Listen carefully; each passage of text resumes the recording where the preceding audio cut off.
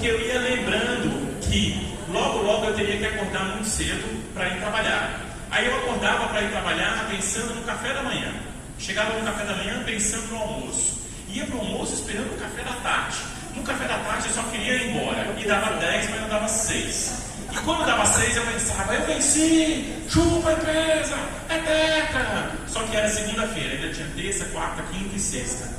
E assim eu comecei a desejar que a minha semana passasse rápido para que eu pudesse ter o final de semana para beber e descansar. Que era só isso que eu fazia. E não bastasse tudo isso que estava acontecendo, bem na minha vez eu descobri uma coisa muito importante, que é: liderar é sofrer com propósito. Eu tinha que resolver as minhas questões, que eu não tinha resolvido ainda, e eu tinha que resolver as questões das outras pessoas. E eu vou dizer uma coisa com todo carinho, tá? Mas vocês são tudo bichados, gente. Nossa senhora, como a gente tem trauma, como a gente tem coisa mal resolvida, como a gente tem um monte de coisa que está dentro da gente que a gente nem imagina. Aí a gente vai para o ambiente de trabalho, carrega tudo isso, encontra os nossos problemas, o problema do outro, e às vezes o líder tem que resolver tudo isso. E não vai dar certo. Dá uma confusão, dá uma zigue-zague na cabeça. Quem está rindo sabe o que eu estou falando. E não bastasse esse contexto maluco, pela primeira vez na história da humanidade, a gente tem 4 gerações trabalhando juntas. A gente tem a geração Baby Boomer, do seu Antônio Bento. Salva de palmas para o homem. Ah, seu lindo. Obrigado, mano. Vai deixar aqui que eu gravo, tá bom? Muito obrigado. O seu Antônio nasceu depois da Segunda Guerra Mundial.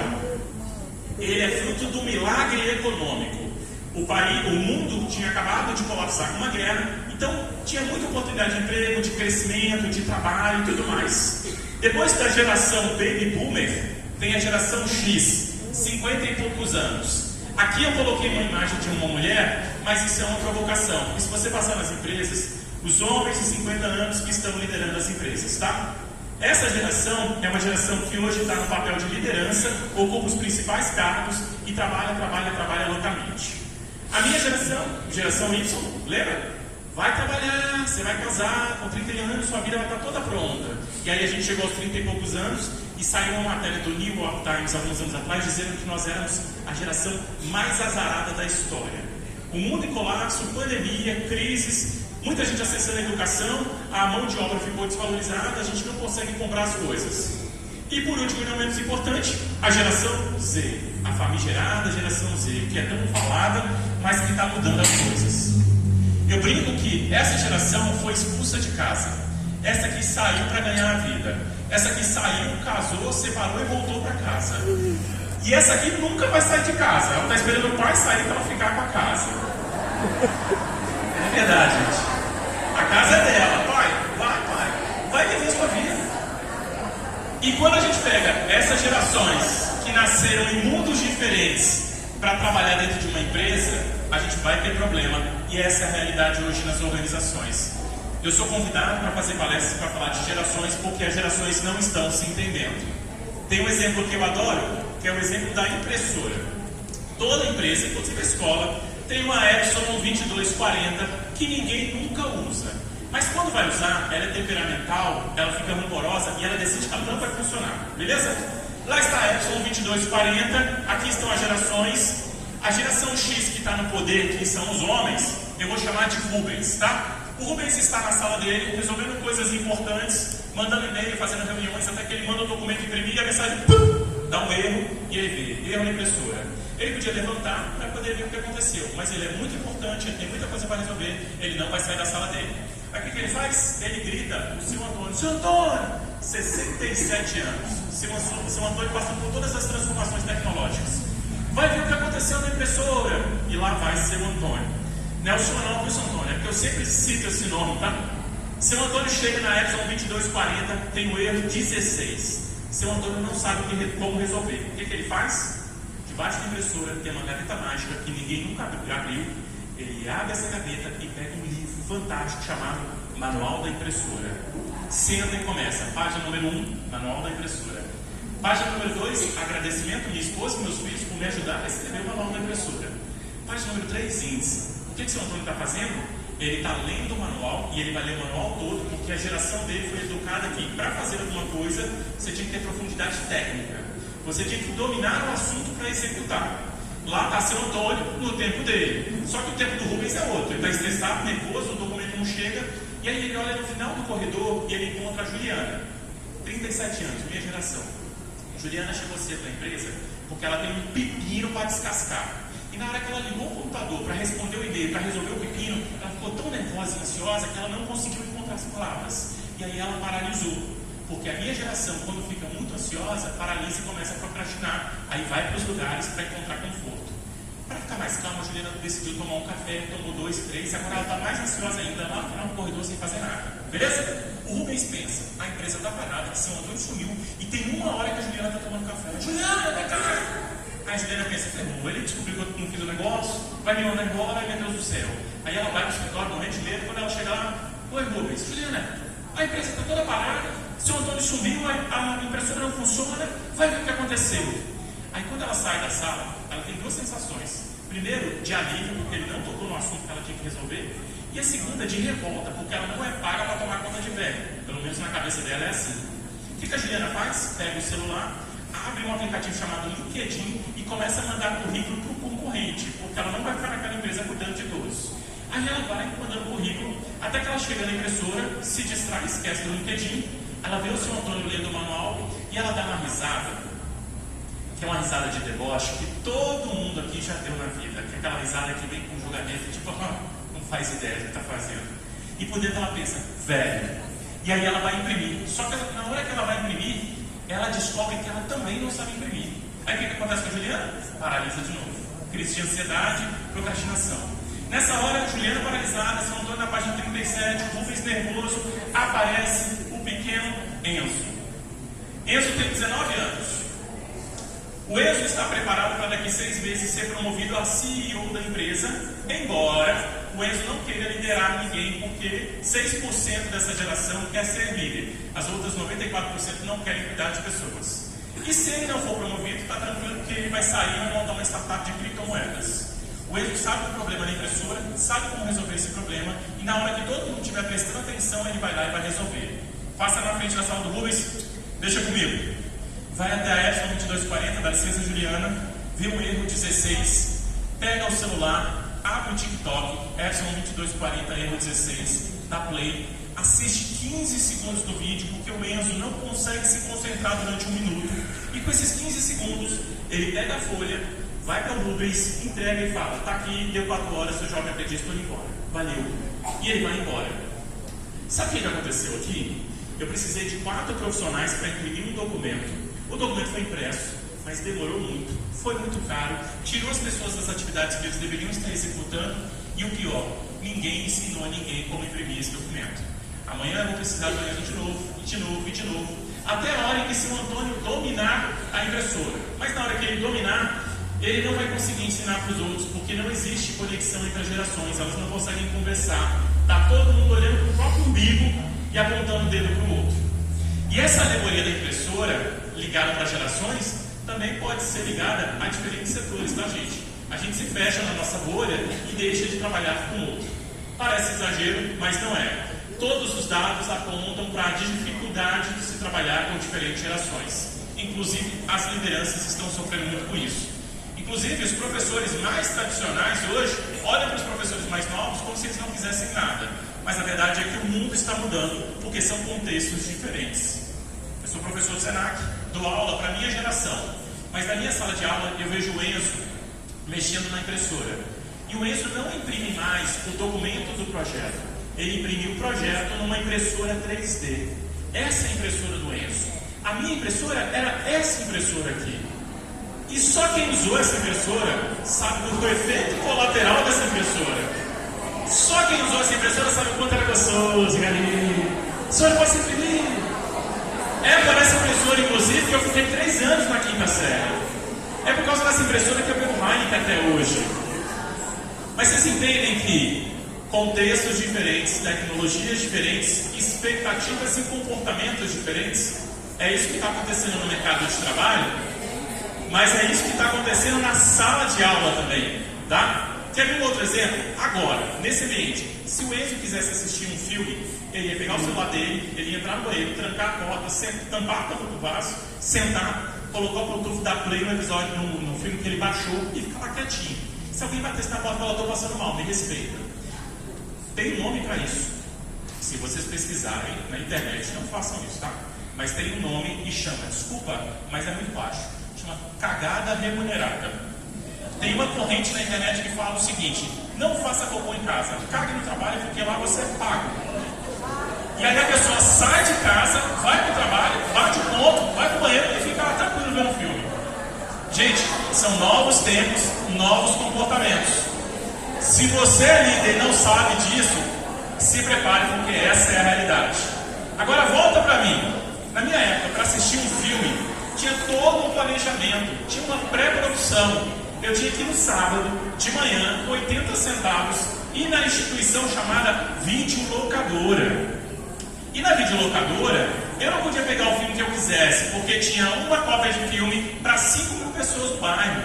Às vezes, quando o filme era muito famoso, tinha 10 cópias. Por exemplo, o Titanic tinha 10 cópias no meu bairro. Ele saiu em 97 e eu assisti em 2004, porque foi quando eu consegui pegar a fita. Na minha locadora era uma maravilha, tinha uma cortina de veludo vermelha, lembra dessa cortina? Quem riu sabe da safadeza, né? Eu tentava entrar lá, tomava um esporro, eu queria ver pornografia, voltava para casa com Rei Leão 2, porque os anos 90 era assim, era uma loucura. Aí eu chegava no sábado de manhã, assistia 1 ou 2 vezes. Na hora do almoço, eu não podia mais assistir, porque tinha a hierarquia da televisão. Meu pai chegou em casa, a televisão agora é dele. Eu só ia assistir de novo na segunda-feira de manhã para rebobinar a fita, porque eu não tinha dinheiro para pagar uma multa. Como é que eu explico para o Enzo o que é rebobinar uma fita? Você entende que o comportamento que eu tive na minha infância trouxe uma expectativa e um tempo de espera diferente da do Enzo? E é isso que acontece no mercado.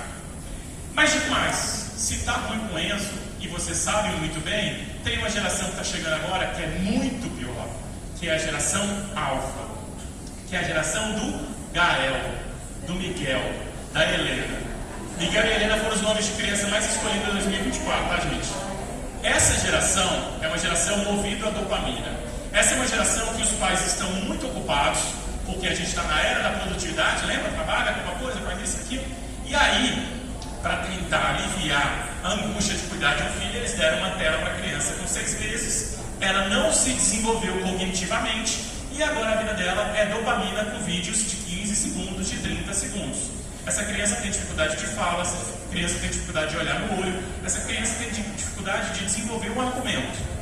Tem um livro francês que eu adoro, A Fábrica de Cretinos Digitais. E ele aponta o seguinte: pela primeira vez, a gente tem uma geração que tem um QI inferior ao dos pais. Porque, cognitivamente, essas crianças não se desenvolveram porque elas estavam sendo dopadas pelos celulares, que os pais, infelizmente, em algum ponto tiveram que dar, porque a vida deles era muito corridas. Essas crianças estão na escola agora, essas crianças vão para o mercado de trabalho, e o mercado vai ser cruel com elas. E a gente vai ter que, de alguma forma, ajudá-las nesse processo. Por que eu estou contando essa história toda? Primeiro, porque eu enfrentei esse desafio na minha empresa, mas segundo, porque a grande questão ainda é e ainda será as relações interpessoais.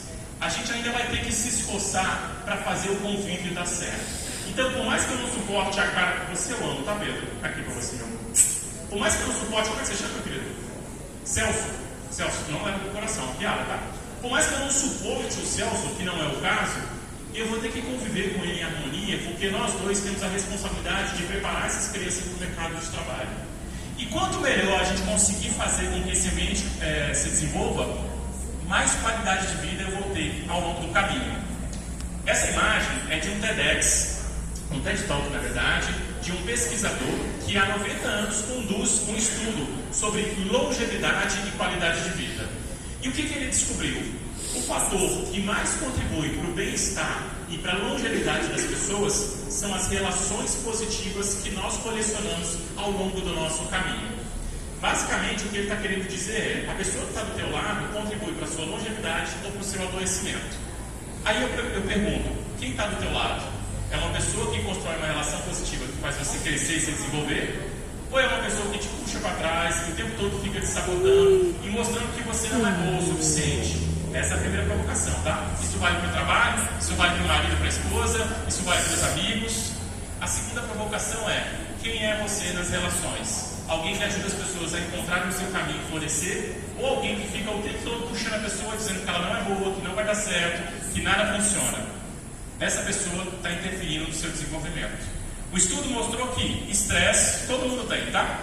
Quando eu não tenho uma relação positiva próxima, esse estresse permanece no meu corpo por mais tempo e ele vira uma inflamação com o passar dos anos e eu vou adoecendo e ficando suscetível a uma série de doenças. Quando eu tenho relações positivas, esse estresse sai do meu corpo mais rapidamente. Então, basicamente, está nervoso, está a fim de chutar o balde, de xingar alguém, chama uma pessoa que te faz sentir bem e vai conversar com ela. Para falar sobre isso, para falar sobre outra coisa, essa pessoa vai te ajudar a ficar melhor, a ficar em paz. É fácil construir relações positivas? Não. Porque o ser humano tem uma coisinha chamada viés negativo. O que é o viés negativo? Para sobreviver nas cavernas, a gente precisava caçar confusão o tempo todo. Treta, perigo, ameaça. O tempo todo a gente estava com o alerta ligado. A humanidade evoluiu, a gente já não corre tanto risco de vida assim, mas o tempo todo a gente está caçando coisa ruim para criticar. Está muito quente, está muito frio, o som não está bom, o som está muito alto, eu não estou ouvindo o palestrante, ele está falando muito. O tempo todo a gente está reclamando, a gente está criticando. Por quê? A gente precisou disso para evoluir, só que hoje a gente não precisa mais. Quantas pessoas vocês conhecem que tem o viés negativo e que o tempo todo está dizendo que não vai dar certo, que não vai funcionar, que as coisas não funcionam? Quer uma dica?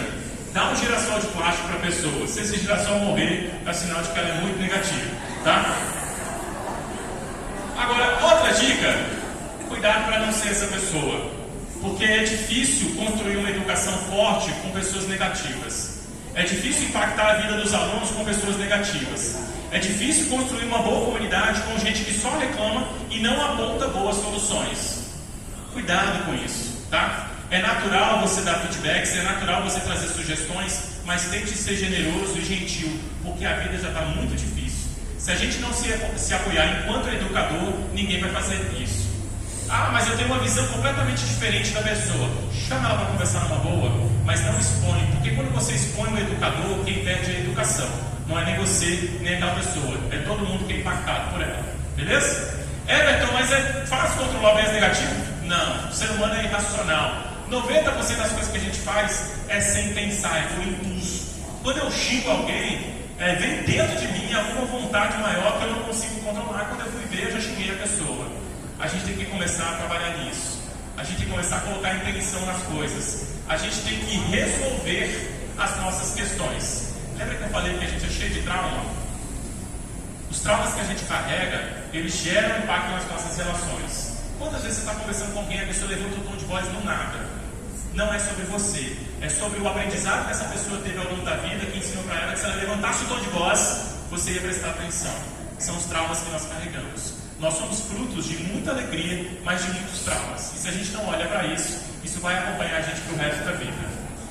E esse, já chegando para o final, tá, Carleto, era o Evertinho, trabalhando na empresa, dodói da cabeça, com o olho piscando, comendo muito, bebendo muito, dormindo mal pra caramba, não fazendo atividade física. Quem está com o olho piscando sabe o que eu estou falando.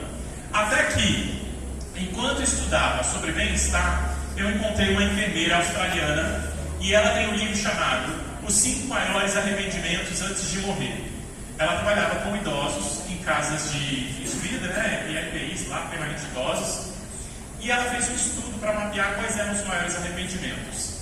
E tem vários aqui muito importantes. Eu queria ter a coragem de viver fiel a mim mesmo, eu não queria ter trabalhado tanto, que é o meu caso, e falar, gente, tem uma diferença de trabalhar muito e trabalhar bem, tá? Eu estava trabalhando muito porque eu não estava trabalhando bem, que fique claro. Eu queria ter tido a coragem de expressar meus sentimentos, eu queria ter mantido mais contato com os meus amigos. Fica um segredinho para vocês: à medida que a gente vai envelhecendo, as amizades vão se afastando. Tentem manter as amizades próximas, sejam mais generosos, compreensivos, menos cobrança, mais acolhimento. E o mais importante, queria que eu tivesse me deixado ser mais feliz. Quando eu vi essa mensagem, eu pensei: quem que é o Evertinho de 30 e poucos anos que está nessa cadeira de gerente? É aquele menino feliz, criativo, que usava a arte para conectar as pessoas? Não. Era uma pessoa intolerante, que não queria ouvir o outro, que estava se cobrando tanto, que estava no estado de competição com todo mundo. Foi a hora de dar alguns passos para trás. Eu chamei meu diretor e anunciei que eu ia sair do negócio, porque a partir de agora eu queria dedicar minha vida a estudar bem-estar e felicidade. E nessa hora, curiosamente, quando eu decido sair, a gente monta uma transição, eu treino uma pessoa, 3 meses eu saio, meu telefone toca, é a Luísa, e ela fala: Everton, a gente quer começar um movimento de felicidade, eu sei que você está estudando o assunto, a gente precisa se encontrar. E assim nasce o Felicistart, uma iniciativa para promover felicidade e bem-estar na vida das pessoas, na vida das organizações, na vida das instituições, na vida dos projetos sociais. A gente descobre, estudando felicidade, que a felicidade é uma vantagem competitiva. Então, quanto mais feliz eu sou agora, mais próximo eu estou dos meus objetivos, das minhas metas, das minhas realizações. Se eu for esperar uma meta para chegar à felicidade, a chance de alcançar essa meta é muito menor. Por outro lado, quando eu tenho um time de educadores que se sentem bem, que estão felizes, ou que pelo menos se sentem acolhidos, respeitados, o impacto dessa educação é muito maior. Isso eu aprendi com essas duas mulheres maravilhosas. Uma engenheira focada em inovação, dados e profundidade científica, e uma pedagoga farmacêutica. E assim a gente começou esse movimento para entender por que as maiores empresas do mundo estavam investindo em felicidade e bem-estar. Por que a discussão agora não era mais a culpa, mas o florescer dos colaboradores? E os estudos apontam: felicidade gera mais produtividade, mais criatividade e inovação, mais cooperativismo entre os colegas, eles são mais leais às empresas e instituições e eles superam as metas estabelecidas.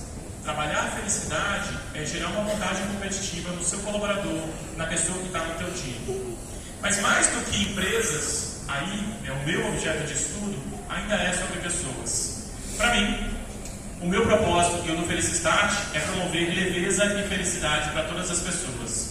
Onde eu for, eu tenho a responsabilidade de conversar olhando no olho para entender quem é o seu Antônio, um motorista de 30 anos de estrada que agora cuida da casa de idosos.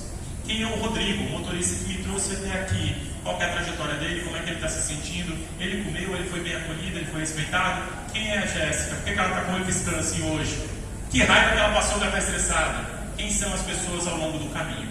Só que eu demorei para entender, porque no passado, quando a gente começou, eu pensei que o meu propósito seria vivido no palco ou dentro das empresas desenvolvendo consultorias e programas. Até que um dia eu peguei um Uber, eu estava cansado, eu tinha acabado de fazer um evento e eu ia para o aeroporto para fazer um evento à noite. E aí o motorista de Uber não parava de falar e eu estava com fone de ouvido, tentando distrair e tal, até que eu percebi que, eu vou ter que prestar atenção nesse cara. Tirei o fone de ouvido e aí eu fiz uma pergunta que a gente faz para poder render a conversa, que é: ô irmão, como é que tá a praça? Perguntou isso, deixa, que ele vai falar mais da vida. Só que ele falou uma coisa diferente. Ele falou: cara, não tá ruim, mas sinceramente para mim não faz tanta diferença. Eu voltei a trabalhar porque eu passei por uma tragédia pessoal muito grande e isso aqui está me ajudando a ocupar a cabeça. Na hora que ele falou aquilo, o meu radar virou pro cara e falou: presta atenção, tem um ser humano aqui que está vulnerável. E eu perguntei: cara, você pode me contar o que aconteceu? E aí ele me contou. Ele tem um filho, ou tinha um filho mais ou menos da minha idade,